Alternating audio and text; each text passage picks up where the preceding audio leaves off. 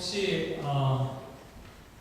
깊이 신뢰했던 사람 혹은 지금까지 봤을 때 너무 착하고 또 바른 사람이 갑자기 악마와 같은 모습으로 돌변했다면 그럴 때 우리는 어떤 생각이 들까요? 너무 착한 사람이라고 생각했는데 갑자기 악마가 되어버리는 거예요. 아마 너무 놀라지 않을까요? 당혹스러워할 것 같습니다. 도대체 그 사람이 왜 그랬을까? 질문하게 될 겁니다. 그러면서 속으로 이렇게 생각할지도 몰라요. 그 사람 뭔가 말할 수 없는 피치 못할 사정 때문일 거야. 이렇게 좀 끝까지 좋게 보려고 하는 사람도 있는가 하면, 다른 한편으로는 그 사람 어떻게 그럴 수가 있어? 여태까지 뻔뻔하게 거짓말하고 사람들을 속인 거야. 치밀어 오르는 배신감을 느낄 수도 있습니다. 사람들이 사무엘하 11장에 나오는 다윗의 모습을 대할 때 느끼는 느낌이 이런 생각이 아닐까 생각해요. 저는 솔직히 다윗을 변호하고 싶은 마음이 훨씬 더 큽니다. 다윗에게 무엇인가 피치 못할 사정이 있었으면 좋겠다, 이런 생각을 해봅니다. 왜냐하면 다른 사람은 몰라도 다윗만은 그런 사람이 아니었으면 하는 바람이 있기 때문입니다. 그런데 오늘 본문 말씀을 아무리 뒤져보아도 다윗에게 피치 못할 사정이나 이유를 발견하기가 어렵습니다. 자세히 읽으면 읽을수록 다윗의 모습은 철저하게 악마의 모습으로 보입니다. 도대체 다윗이 왜 갑자기 이렇게 된 것일까? 오늘 본문 말씀 여러분 다 아실 내용이지만 좀 내용을 설명드리면 1절에 이렇게 시작합니다.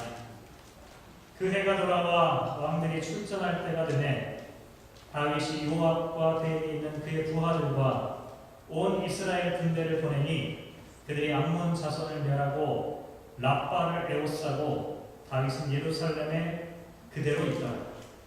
1절부터 우리를 당혹스럽게 하는 구절이 나옵니다. 분명 왕들이 출전할 때가 되었다 이렇게 말하는데, 이상하게도 다윗은 예루살렘에 그대로 있더라 이렇게 말하고 있습니다.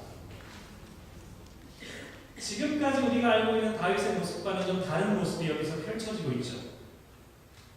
다윗은 어려서부터 늘 겸손하고 신실한 사람이었고, 그렇기 때문에 마침내 하나님의 복을 받아 왕이 된 사람으로 우리는 알고 있습니다.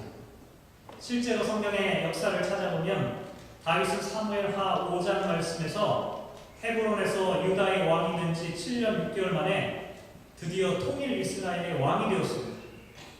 왕이 된 후에는 예루살렘 성을 정복하였고, 또 무엇보다도 법궤, 하나님의 법궤를 옮기면서 감격과 기쁨의 춤을 추었던 사람이었습니다. 사무엘하 8장에서는 정치와 종교와 군사적으로 안정을 이룬 다윗이 주변 나라들과 전쟁하여 승리하는 이야기가 기록되어 있습니다. 블레셋이나 모압이나 다메섹이나 아람이나 모압이나 암몬 등등 주변에는 어떤 나라도 다윗을 맞설 수 있는 나라가 없었습니다. 그만큼 다윗은 엄청난 축복을 받은 거죠. 그런데 사무엘하 10장 말씀부터 보면 다윗의 모습에 이상한 징조가 보입니다.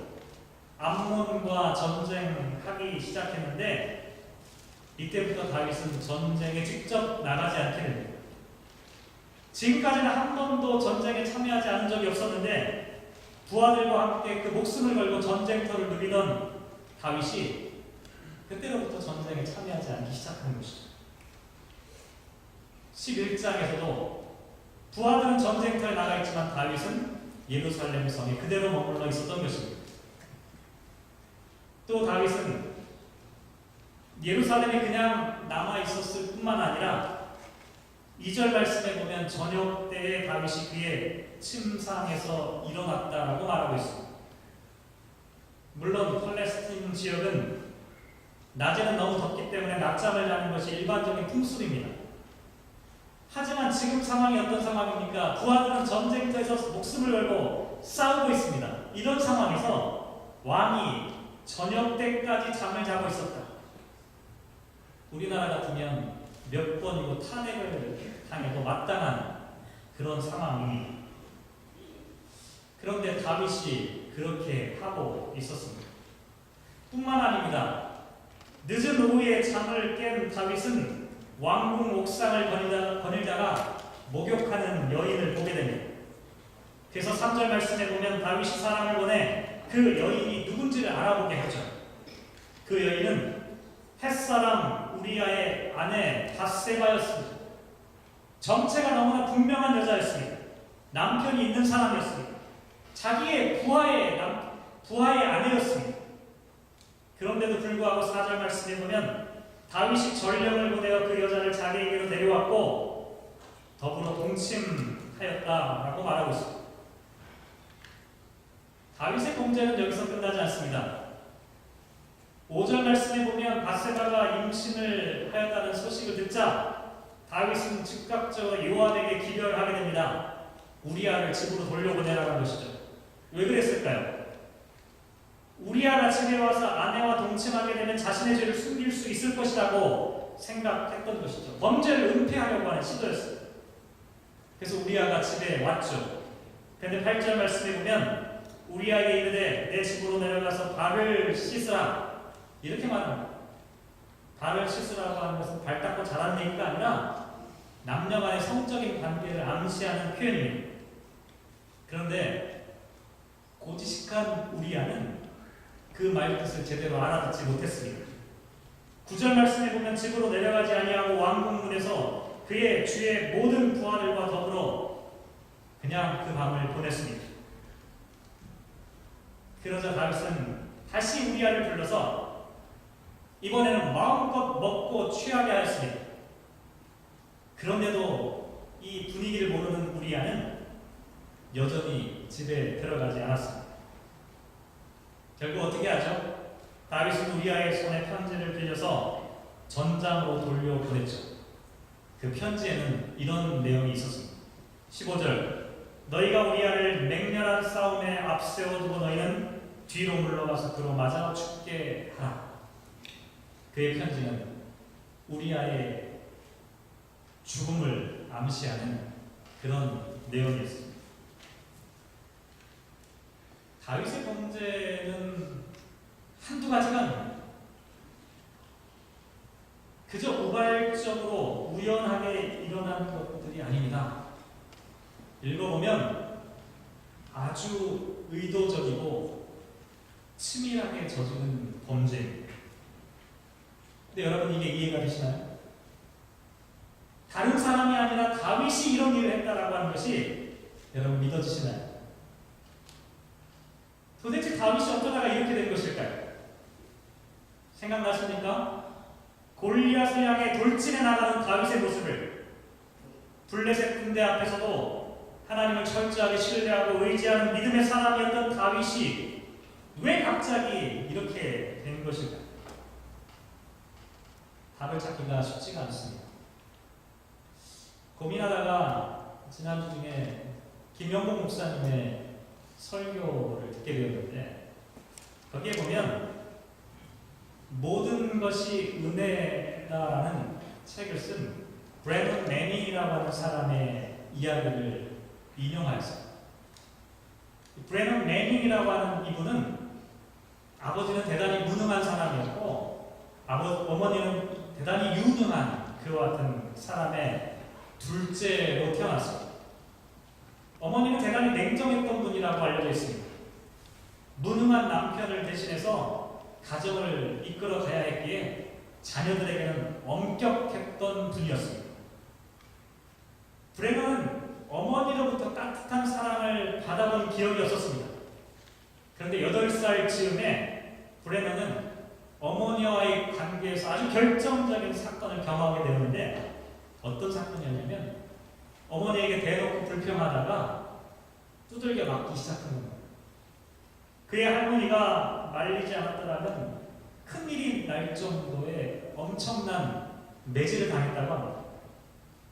이것이 트라우마가 되어서 브레너는 그 다음부터는 어머니의 눈치를 보기 시작한 거죠. 어떻게 해서든지 어머니의 눈 밖에 나서는 안 된다. 내가 살기 위해서는 어머니에게 인정받아야 하고 어머니에게 인정받기 위해서는 착한 아이가 되어야 한다. 스스로 굳게 결심하게 되죠. 나중에 브레너는 이것을 거래라고 회고하였습니다. 거래. 이 내용을 갖고 김영봉 목사님은 이런 내용의 설교를 하였습니다. 착한 아이가 되겠다고 나 자신과 한 거래 때문에 나는 성인기의 대부분을 자기 목소리도 내지 못하고 경이로움도 느끼지 못하며 자기 존중감도 없이 지내는 대가를 치러야 했다. 슬플 때는 기쁜 척했고 실망했을 때는 흥분한 척했고 심지어 속으로는 정말로 화가 났는데도 상냥한 척했다. 내 모습과 목소리는 그대로였지만 나는 내가 아니었다. 나는 가짜였다. 나는 나 자신의 사기꾼으로 살았다. 이게 브레본이 쓴 그 책에 안에 있는 내용, 그것을 인용한 거죠. 김영봉 목사님은 이런 내용을 덧붙입니다. 혹시 여러분의 자녀가 자꾸 말썽 부리고 자주 심사를 뒤집어 놓는다면 다행인 줄 아시기 바랍니다. 자기가 아프다는 사실을 알리는 것입니다. 반대로 여러분의 자녀가 늘 착하고 늘 말 잘 듣고 늘 고분고분하면 그의 내면을 잘 들여다보시기 바랍니다. 혹시 그 아이도 브랜든처럼 착한 아이가 되겠다고 스스로와 거래를 했는지도 모르기 때문입니다. 여러분의 아내가 남편이 혹은 여러분과 함께 일하는 사람이 그런 사람이라면 저 사람은 원래 그렇게 착한 사람이야 라고 생각하지 마시기 바랍니다. 언젠가는 자신의 모습을 흉하게 드러낼 상처를 품고 연극을 하고 있는지도 모르기 때문입니다. 때로는 연극을 너무나 잘하는 사람들이 있습니다. 가까이서 수십 년을 산 사람도 눈치채지 못하도록 자신의 상처를 철저히 숨기고 사는 사람들이 있습니다. 그러다가 어느 날 말도 없이 폭발해버리거나 곁을 떠나가게 되는 것이죠. 제가 이 이야기를 보고 또 생각을 하면서 브래넌 맹닝이라고 하는 사람이 착한 아이가 되려고 거래를 했던 것처럼 어쩌면 다윗도 스스로 혹은 부모님께 아니면 심지어는 하나님과의 거래를 하는 것은 아니다. 이런 상상을 한번 해보았습니다. 이런 상상을 하면서 제 나름대로 다윗의 유년 시절로부터 이야기를 다시금 생각해 보았습니다. 우리가 다 아는 대로 다윗은 8번째 아들, 당시 노동력을 귀하게 여기는 사회 속에서 8번째 아들은 부모로부터 아무런 존재감도 인정받을 수 없는 막내 아들이었습니다. 지금이야 막내 아들 사랑을 독차지하지만 노동력을 감당하지 못하는 막내 아들 8번째 아들은 쓸모없는 자식이었던 것이죠. 아직 제 몫을 감당하지 못했기 때문에 다윗은 가족 구성원들로부터 제대로 인정을 받지 못했습니다. 결정적인 사건이 하나 있죠. 사무엘이 집에 찾아왔을 때 그의 가정에서 가장 중요한 사건이 벌어지고 있는 그 순간에도 다윗은 제외되는 슬픔을 겪게 되었습니다. 그때 아마 다윗은 이런 생각을 했는지도 모릅니다. 내가 어떻게 하면 인정받을 수 있을까? 부모님께 인정받아야 하는데 부모님이 가장 좋아하는 것이 과연 무엇일까? 그래, 부모님은 하나님에 대한 믿음이 제일 중요하다고 말씀하시지. 그래, 내가 좋은 믿음이 있다는 것을 부모님께 보여줘야지. 상상의 나래를 또 펼쳐봅니다. 골리앗이 버티고 있을 때, 아무도 나가지 못할 때, 그래, 지금 이 기회가 내 믿음을 내가 가치 있는 사람이라고 하는 것을 보여줄 저의 찬스야. 물맷돌 2개만 들고 무모하게 도전하죠. 나중에 사울의 사위가 되었습니다. 점점 높은 지위에 올라가면서 인정받아가기 시작했죠. 하지만 여전히 다윗은 자기의 속마음을 감추면서 살았습니다. 왜냐하면 그래야만 살아남을 수 있기 때문이었습니다. 그런데도 사울의 의심을 받게 되자 도망쳐서 떠돌이 생활을 하게 되죠. 이때도 어떻게 해서든지 살아남기 위해 좋은 사람이 되어야만 했습니다. 다윗의 속마음과 실제 행동은 달랐습니다. 동굴 속에서 사울을 만나서 그를 죽일 수 있는 절호의 찬스가 왔습니다. 하지만 다윗은 부하들의 이목 때문에 사울을 죽이지 못했죠. 심지어 블레셋으로 도망쳤을 때는 아예 미친 척했습니다. 그의 속사람과 그의 겉사람이 완전히 다르게 미친 척 하면서 살아남았던 것이죠. 다윗은 지금까지 살면서 자기의 내면을 속이면서 살아왔습니다. 그러면서 이렇게 다짐했을 겁니다. 더 이상 누구의 눈치를 보지 않아도 될 때가 오면 내 마음대로 살아보리라. 그런데 드디어 왕이 된 거죠. 이제는 누구의 명령을 듣지 않아도 됩니다. 누구의 눈치를 보지 않아도 됩니다. 그러자 다윗은 지금까지 보여주었던 모습과는 전혀 다른 그런 사람이 되어버린 것이죠. 사무엘하 11장에 특히 많이 등장하는 동사가 보낸다라고 하는 동사입니다. 1절에 다윗이 이스라엘 군대를 보낸다. 3절에 다윗이 사람을 보낸다. 4절에 다윗이 전령을 보낸다. 6절에 햇사람 우리아를 내게 보내라. 14절에 편지를 써서 우리아의 손에 들려 요압에게 보낸다. 전부 다 보낸다는 것은 어떤 의미를 갖고 있냐면 명령하는 사람이라는 뜻입니다. 시킴을 받는 게 아니라 시키는 사람입니다. 절대 권력을 갖고 있는 왕이 되는 것이죠. 이제부터 다윗은 자기가 하고 싶은 대로 자기 욕망이 이끈 대로 살아갈 수 있는 그런 사람이 되었습니다. 그러니 목숨을 걸고 전쟁터에 나갈 필요가 없습니다. 부하들이 전쟁터에서 싸우다가 죽어도 너른 침대 위에서 늦잠을 잘 수 있게 되었습니다. 심지어 남편이 있는 여자라 할지라도 자기 마음대로 취하였습니다. 자기 죄를 숨기기 위해서는 거짓말을 하였고 부하를 시켜서 부하를 죽이기까지. 다윗은 악마였습니다. 우리는 다윗을 이상적인 통치자, 메시아의 선구자로 생각합니다. 다윗은 어떠한 결점도 없는 완벽한, 말 그대로 신화적인 존재라고 생각합니다. 하지만 성경은 다윗이 완벽한 인간이라고 말하지 않습니다.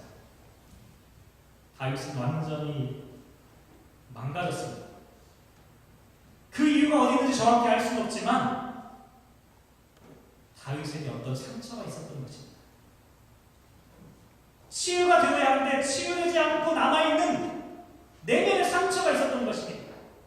그것이 여전히 그 사람의 속마음을 괴롭히고 있었던 것이죠. 몸은 커서 성인이 되었습니다. 하지만 그 내면 속에 있는 그 모습은 여전히 어린아이, 어덜트 차일드, 성인 아이라고 하는 그런 모습이 되는 거죠. 겉으로 보면 다윗은 아무런 문제가 없는 것처럼 보이지만 그 안에 있는 상처는 점점 썩어가고 있었습니다. 사람들에게 좋은 믿음과 성실한 태도를 지닌 사람처럼 보였지만 그가 왕이 된 후에는 더 이상 눈치를 볼 필요가 없는 상황이 된 그 다음에는 그 안에 있는 숨겨져 있는 상처가 폭발해버린 겁니다. 김영봉 목사님의 설교 가운데 중요한 인사이트를 얻을 수 있는 또 다른 구절이 하나 있었는데 리차드 로우라고 하는 영성신학자의 이야기를 인용합니다. 리차드 로우라고 하는 분이 If you don't transform your suffering, you will transmit it. 당신의 상처가 트랜스폼, 전환되지 않으면 다른 사람에게 전이, 트랜스밋, 전이 된다. 내 안에 어떤 상처가 있는데 그 상처가 치유되지 않고 다른 사람을 향하게 되면 다른 사람을 공격하는 무기가 되는 거예요. 그게 전이, 다른 사람에게로 상처를 주는 전이라고 하는 거죠. 어떤 사람에게 치유받지 못한 상처가 있어서 아픈 말과 행동을 하게 되면, 그런 이야기를 내가 받게 되면 내가 공격을 받게 되고 그의 상처가 나에게 그대로 트랜스밋, 전이 되어버리는 것이죠. 그러면 나도 그 상처를 받아 똑같이 행동할 수밖에 없는 거죠. 하지만 그 사람이 지금 아프구나, 그 사람이 그의 상처 때문에 이렇게 되었구나라고 그 상처를 이해하고 보듬기 시작하면 그 상처는 나에게 전이 되지 않고 전환되어진다라고 이야기합니다. 다윗의 상처는 고스란히 남아있었습니다. 만약 왕이 되지 못했다면 이 상처는 폭발하지 않았을지도 모릅니다. 근데 왕이 된 후에 자기 안에 있는 그 상처가 폭발하기 시작하면서 다른 사람들에게로 무차별적으로 쏟아지기 시작한 것이죠. 지금까지는 괜찮은 사람으로 위장하면서 항상 웃으면서 친절하게 대하고 누구에게나 잘하고 화도 내지 않고 살았던 다윗이 왕이 된 후에는 사람들에게 엄청난 상처를 주는 사람이 되어버린 겁니다. 그러니 다윗에게 중요한 것은 왕이 되었다는 그 사실이 아니었습니다. 왕이 되기까지 다윗이 어떠한 과정을 거쳐왔느냐보다 사실 더 중요한 것은 왕이 된 이유가 더 중요합니다. 왕이 되었으니까 목표를 달성했다고 생각할 수 있지만 오히려 지금부터 그의 상처를 치유하고 보듬어서 새로운 사람이 되어야만 하는 결정적인 시간이 되었던 것이죠. 이제야말로 그의 내면에 있는 그 아픔을 보듬어 하나님의 뜻을 대신할 수 있는 하나님의 통치자가 되느냐, 아니면 자신의 상처를 다른 사람에게 무차별적으로 쏟아부어내는 그런 악마가 되느냐라고 하는 분기점에 놓여 있었던 것이죠. 사실 우리도 마찬가지입니다. 그리스도인의 인생은 그 사람이 어떤 위치에 올라가 있느냐로 평가되지 않습니다. 그 사람이 어떤 직업을 갖고 있느냐도 중요하지 않습니다. 그 사람이 이루어오는 성취물이 무엇이냐, 이것도 결코 중요한 것은 아닙니다. 그것이 그 사람을 완성시킬 수 없기 때문에 그렇습니다. 오히려 그 사람이 어린 시절로부터 지니고 있었던 그의 내면의 상처와 아픔, 그 고통이 얼마만큼 치유되어졌느냐라고 하는 것이 더 중요합니다. 무엇보다도 힘을 갖게 되었을 때, 자기 마음대로 무엇인가를 할 수 있다고 생각하는 그때가 되었을 때, 넉넉하고 부유한 상황이 되었을 때, 다른 사람의 눈치를 볼 필요가 없을 때, 심지어는 하나님의 안중에서도 내 마음대로 할 수 있다고 생각되는 그때가 되었을 때, 그때 내 속사람이 과연 어떤 상태에 있느냐를 생각해보는 것이 중요한 것입니다. 나는 다른 사람에게 상처를 전이시키는 사람인지, 나는 다른 사람을 아프게 하는 사람인지, 나는 다른 사람을 고통스럽게 하는 사람인지. 사랑하는 성도 여러분, 우리는 모두 상처받은 사람들이에요. 어떤 형태는 상처가 없는 사람은 없습니다. 근데 우리가 받은 상처를 어떻게 하면 다른 사람에게 전이시키지 않을 수 있습니까? 부모의 상처를, 부모가 받았던 그 상처를 자녀에게 전이시키지 않을 수 있습니다. 친구에게 받았던 그 상처를 다른 친구에게 전이시키지 않을 수 있습니다. 무엇보다도 한 사람의 성도가 갖고 있는 그 상처를 다른 사람에게 전이시키지 않을 수 있습니까? 어떻게 하면 우리는 우리의 상처를 보듬고 치유하고 회복할 수 있습니까? 사도 바울은 에베소 교회 성도들 향해 이렇게 기도할 수밖에 없었습니다. 그의 성령으로 말미암아 너희 속사람을 능력으로 강건하게 하시리라. 사도 바울은 알았던 거죠. 에베소 교인들에게, 아니 이 땅에 있는 모든 그리스도인들이, 이 땅에 있는 모든 사람들이 다 상처를 갖고 있다는 것을 알았습니다. 여러분의 속사람의 그 상처가 치유되어지고 강건해지고 회복되어져야만 한다는 것을 간절하게 기도하고 있는 거죠. 어떻게 하면 그 상처가 치유될 수 있을까요?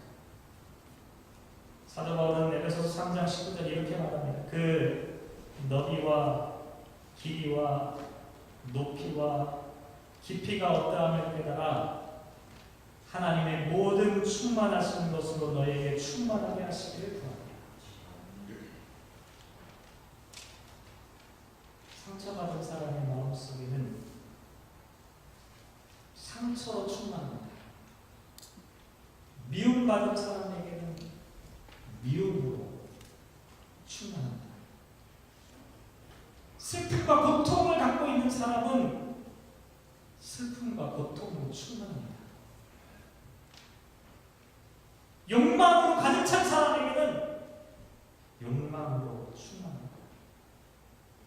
그래서 사도 바울은 말하는 것이죠. 그런 것들로 충만하지 않고 우리 안에 하나님으로 충만하게 되기를 원합니다. 우리의 상처와 아픔과 욕심은 욕망을 채운다고 결코 치유되는 것이 아닙니다. 그런 것들로 아무리 채운들 그것은 또 다른 상처를 잉태할 수밖에 없습니다. 우리가 하나님의 충만하심으로 우리의 삶을 가득 채우지 않고서는 우리는 진정한 치유를 얻을 수가 없게 되는 것이죠. 오늘 설교 제목을 설교를 끝내면서 말씀드립니다. 부끄러움입니다. 저는 사무엘하 11장 말씀 볼 때마다 다윗을 향해 손가락질 했던 사람입니다. 여러분도 그렇게 생각하셨을지도 모릅니다. 살인자, 가늠한 사람, 거짓말하는 사람, 부하를 배신하는 사람, 나쁜 사람, 악마 같은 사람. 다윗이 아마 여기 있다면 에이 부끄러운 줄 안다. 그런 사람이 우리 교회에 온다면 못 오게 했을지도 모르겠습니다. 하지만 이것이 다윗의 모습 뿐이겠습니다. 사실은 우리 모두가 상처를 감추면서 살고 있습니다. 겉으로는 멀쩡한 것처럼 좋은 사람인 것처럼 위장하며 살고 있죠. 만약 여러분에게 다윗과 같은 절대 권력이 주어진다면 여러분 지금처럼 살아갈 수 있겠습니까? 내 힘과 능력으로 모든 것을 할 수 있는 왕이 된다고 했을 때 나도 그때도 나는 여전히 겸손하게 정직하게 바르게 살아갈 수 있노라고 말할 수 있는 사람 있겠습니까? 제가 깨달은 것은 어쩌면 나는 더 나쁜 악마가 될 수도 있겠다는 생각이었어요. 왜냐하면 속사람이 허약하거든요. 우리의 속사람이 허약하면 우리에게 힘이 주어지는 순간 우리는 다윗보다 더 심각한 악마의 본성을 드러낼 수밖에 없는 것이죠. 이런 사실을 알고 있었던 어떤 시인은 아무런 죄도 잘못도 저지르지 않았음에도 불구하고 잎새에 이는 바람에도 괴로워했죠. 좋은 사람인 척하며 살지만 실제로는 허약하고 상처투성이고 하나님의 충만하신 것으로 충만하지 못하고 다른 것을 채우려고 하는 여전히 목마른 사람. 그러니 어찌 부끄러움을 느끼지 않을 수가 있겠습니까? 말씀을 묵상하며 사도 바울처럼 간절히 기도해 봅니다. 나의 속사람을 좀 치유해 주시옵소서. 주님 오셔서 나의 부끄러움을, 나의 빈곤함을, 나의 허약함, 나의 위선적인 것을 주님 오셔서 고쳐주시고 회복해 주시옵소서. 기도하겠습니다.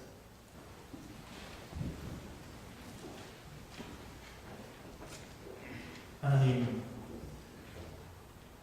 다윗의 모습을 보며 손가락질하던 우리들 자신이 어쩌면 다윗보다 더 심각한, 더 무시무시한 악마의 모습을 숨겨놓고 있는지도 모른다는 생각을 하게 됩니다. 우리의 속사람이 치유받지 않으면 우리 내면 속에 있는 어린 시절부터 지금까지 지속되어진 그 아픔과 그 슬픔과 그 괴로움과 그 갈등과 그 시간의 흔적들이 예수 그리스도의 십자가의 보혈로 온전하게 치유되지 못한다면 우리의 껍데기의 모습은 보기 좋고 그럴듯해 보일지라도 우리의 속사람은 점점점 썩어가고 있다는 사실을 우리로 하여금 깨닫게 하여 주시옵소서. 하나님, 사도 바울이 기도를 드렸던 것처럼 우리 사랑하는 모든 성도들 속사람을, 내면을 강건케 하여 주시옵소서. 오직 하나님만으로 충만케 채워 주시옵소서.